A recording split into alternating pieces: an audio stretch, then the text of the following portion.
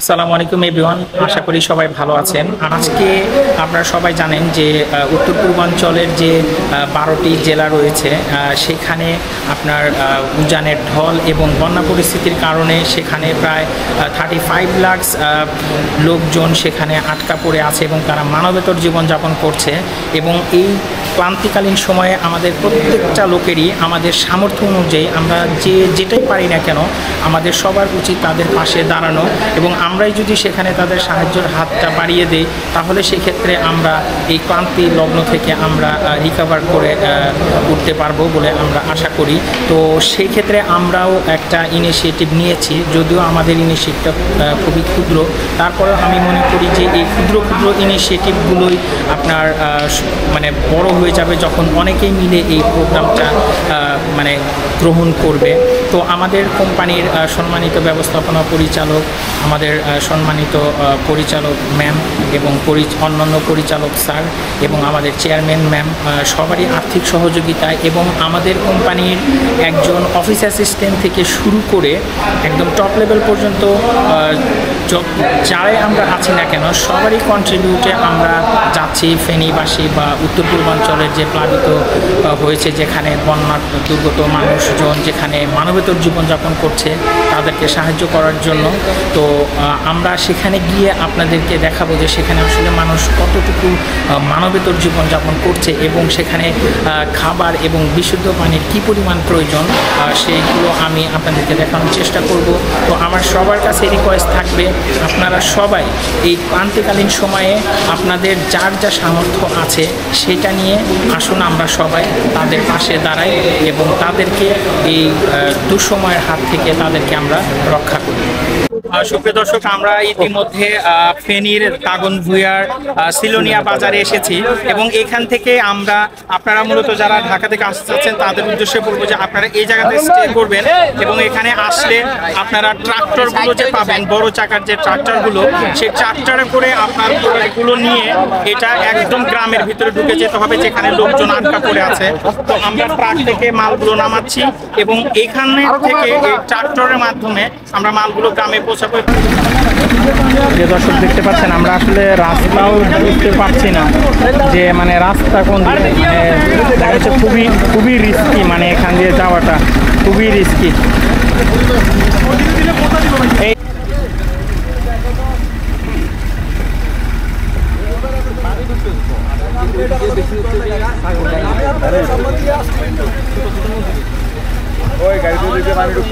আমরা যেদিকে তাকাচ্ছি মানে এখানে অতই পানি, হ্যাঁ, মানে পানি ছাড়া আসলে আমরা কিছু দেখতে পাচ্ছি না, একদম চারিদিকে শুধু পানি আর পানি। এবং আমরা একদম ভিতরে ঢুকবো যেখানে মানুষজন আটকা পড়ে আছে সেখানে আমরা যাওয়ার চেষ্টা করছি। সেখানে গিয়ে বেসিক্যালি তাদেরকে আমরা তাদের জন্য এই খাবারগুলো আমরা তাদের হাতে পৌঁছে দেওয়ার চেষ্টা করছি। আপনি নিতে পারবেন, মাথায় করে নিতে পারবেন?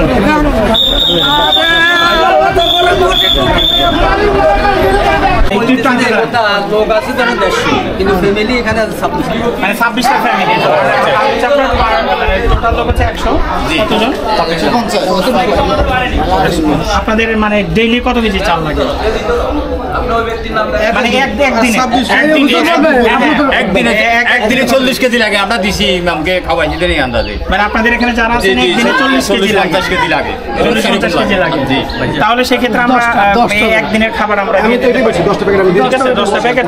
সুপ্রিয় দর্শক, আপনারা দেখতে পেয়েছেন যে মানে কি পরিমাণ পানি এখানে, এবং এটা একটা মসজিদ, এই গ্রামের একটা মসজিদ, এবং এই মসজিদের ভিতরে এসে আশেপাশের যারা লোকজন ছিল তারা সবাই এসে এখানে আশ্রয় নিয়েছে, তাদের বাচ্চা এবং ফুল ফ্যামিলি সহ, এবং তারা এখানে মানবেতর জীবনযাপনই করছে কারণ এত ভিতরে কেউ এসে ত্রাণ দিচ্ছে না তাদেরকে, যে কারণে তাদের যে খাবারের যে একটা অভাব এবং বিশুদ্ধ পানির এটা তীব্র সংকট এখানে দেখা দিয়েছে।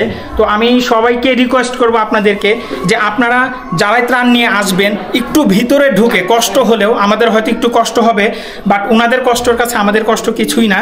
তো আপনারা অবশ্যই ভিতরে ঢুকে এখানে যারা জনপ্রতিনিধি আছে তাদের ওনাদের সাথে কথা বলে আপনারা ভিতরে পৌঁছাবেন, কারণ এখান থেকে ওনারা বের হয়ে যে খাবার তারা কোথাও থেকে কালেক্ট করতে যাবে এই সিচুয়েশন এখানে নেই, কারণ আমরা গাড়ি নিয়ে ঢুকতে পারি নাই, কারণ এখানে প্রচুর পরিমাণে চারদিক দিয়ে পানি আবদ্ধ। দক্ষিণ জাইলস্কর, এটা 8 নং জাইলস্কর ইউনিয়নের দক্ষিণ জাইলস্কর, যা ফেনী জেলা দাগনমিয়া থানা সিলোনিয়া বাজার। হুজুর এগুলো একটু বুঝে নেন, হ্যাঁ একটু বুঝে নেন, বুঝে নেন। একজন নিল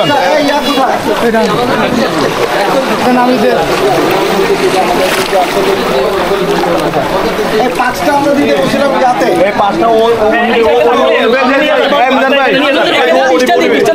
দিয়ে দিব। হ্যাঁ দিবে, উনি দিবে।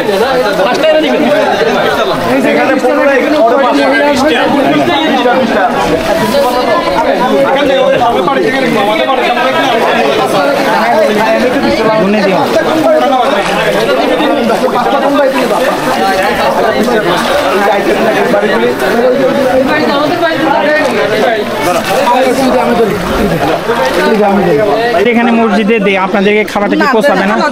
কেন আপনারা কি এখনো কোনো খাবার কোথাও থেকে, মানে এখনো কোথাও থেকে কিছুই পাননি? আপনারা তো এই গ্রামেরই লোক, তাই না? আমরা মসজিদে দিলে এখানে দিবেন আপনাদেরকে? আপনারা চাচ্ছেন আপনাদের হাতে দেবো আমরা? আপনারা কয়জন? 4 জন আছেন এখানে, তো 4 জন দেখতে পাচ্ছেন। ভাইয়া আপনাদের যে এখানে খাবারগুলো দিলাম, এটা আপনাদের এখানে যারা 200-300 লোক ভিডিও করে এদের খাবার আপনার কোন এলাকায়? আমাদের এলাকা হচ্ছে দাগনমিয়া উপজেলা, সিলোনিয়া থেকে পশ্চিমে গজারিয়া চুপি সদর। এলাকার পরিস্থিতি কি? আমাদের এলাকার পরিস্থিতি বলতে গেলে রাস্তার উপরে গলা পর্যন্ত পানি হয়ে গেছে, বুক পর্যন্ত পানি হয়ে গেছে। বাড়িঘরে কেউ থাকার অবস্থা নাই। বেশিরভাগ মানুষ আপনার স্কুল দোতলা, স্কুল মসজিদ দোতলা এগুলাতে অবস্থান নিচ্ছে। এখন এই অবস্থায় আমাদের এলাকাতে ত্রাণের প্রয়োজন, কিন্তু ত্রাণগুলো আমাদের সিলোনিয়া বাজারে আছে, কিন্তু বাজার থেকে আমাদের এলাকায় পৌঁছানোর জন্য বোর্ড নাই। আমাদের এখানে বিশেষ করে বোর্ডের প্রয়োজন। আপনারা কেউ যদি পারেন আমাদেরকে একটু বোর্ড দিয়ে হেল্প করেন। আর ওনারা খাবার নিয়ে আসছে, আলহামদুলিল্লাহ আমরা ওনাদের উপরে যথেষ্ট খুশি আছি। আমরা আমাদের একটা বোর্ড দিয়ে খাবারগুলো প্রতিটা এলাকাতে নিয়ে যাওয়া সম্ভব না। আপনারা যদি সম্ভব হয় আমাদের জন্য একটু বোর্ড নিয়ে আসেন। আচ্ছা, আপনাদের ওইদিকে কি খাবারের সংকট অনেক? মানে খাবারের সংকট বলতে গেলে খাবার হলে আপনাদের জন্য ভালো হয়? আমাদের এখানে আমাদের শুধু এলাকাটাতে 4 বাড়িতে আপনার ম্যাক্সিমাম 500টা ফ্যামিলির জন্য খাবারের প্রয়োজন, কিন্তু আমরা এখানে সকাল থেকে খাবার পাইছি 50 থেকে 60টা ফ্যামিলির খাবার। মানে শুকনো খাবারটা আপনারা চাচ্ছেন নাকি আপনার আমরা চাল ডাল? না, শুকনো খাবারগুলা আমাদের কাছে কিছুটা আছে, কিন্তু শুকনো খাবার তো এভাবে দিনকে দিন খায় মানুষ থাকতে পারে না। আমরা এই কারণে চাইতেছি আপনার পাক করে খাবার দিতে। পাক করে আমাদের এখানে দোতলা বিল্ডিং যেগুলো আছে বা 3তলা বিল্ডিং যেগুলো আছে ওগুলাতে আমরা পাকের ব্যবস্থা করতেছি। পাক করে খাবারগুলা মানুষেরকে পৌঁছে দেওয়ার জন্য বোর্ডের দরকার আর পাকের খাবারের দরকার, বিশেষ করে চাল ডাল নুন তেল পেঁয়াজ রসুন মশলা এগুলা। আচ্ছা, আমরা এগুলো সব আমাদের 27টা প্যাকেট আপনাদের জন্য দিচ্ছি, এবং এটা আপনারা গরিবদের আমানত হিসেবে, যারা যে বন্য দুর্গত মানুষ আছে তাদের আমানত হিসেবে তাদেরকে আপনারা পৌঁছায় দিবেন। এটা আপনাদেরকে হচ্ছে ইমানি দায়িত্ব, ইনশাআল্লাহ ইনশাআল্লাহ, এবং সবাই যেন তার ওইটুকু পায়, কোনো ধরনের যেন এখানে বরখেলাপ না হয়। ইনশাআল্লাহ ইনশাআল্লাহ হবে না, ঠিক আছে, ইনশাআল্লাহ হবে না। Thank you. ওকে ভাইয়া, আপনারা কয়জন আছেন? আমরা আছি 5 জন। 5 জন আছেন না? আপনারা কি পর্যন্ত কোথাও কোনো ত্রাণ পেয়েছেন? মানে কেউ আপনাদেরকে এখনো কোনো দেয় না? আচ্ছা ঠিক আছে, কয়জন? 5 জন, 4 ফ্যামিলি। তাহলে আমরা 4 ফ্যামিলিকে আমরা দিচ্ছি। হ্যাঁ দাদা নেন নেন নেন, আপনি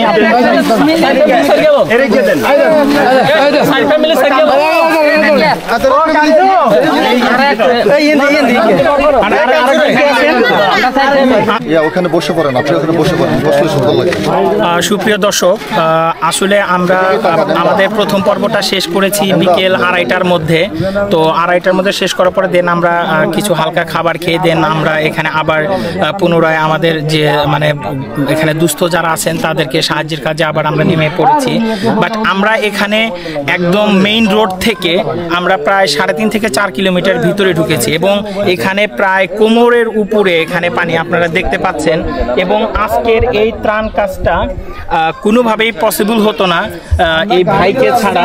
এই ভাই আমাকে সর্বাত্মক সহযোগিতা করেছেন, কারণ আমরা এখানে লোকাল পিপুলদের চিনি না, রাস্তাঘাট চিনি না।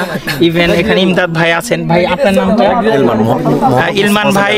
ইলমান ভাই আমাদেরকে যথেষ্ট হেল্প করেছেন, এবং ওনার যে এই গাড়িটা শুধুমাত্র আমরা তেলের টাকাটা দিয়েছি, বাট উনি কোনো ধরনের পারিশ্রমিক বা কোনো কিছু উনি এটা থেকে উনি নেননি, এবং এটা স্বেচ্ছাশ্রম হিসাবে উনি এটাকে মানে করেছেন ওনার এলাকার লোকদের জন্য, এবং যেটা অবভিয়াসলি আমার খুব ভালো লেগেছে। এবং আমি চাইবো যে আপনারা সবাই এখানে আপনারা বিশ্বাস করতে পারবেন না যে কতটা অসহায়ভাবে এখানে লোকজন আছে এবং তারা কি পরিমাণ খাবার সংকটে এখানে আছে। আপনারা এদের পাশে এগিয়ে আসুন। আর আমি বলবো যে আমার থেকে ভালো ইলমান ভাই উনি বলতে পারবেন। আপনি যদি বলতেন ভাই যে এখানে মানে কি পরিস্থিতি এখন চলছে।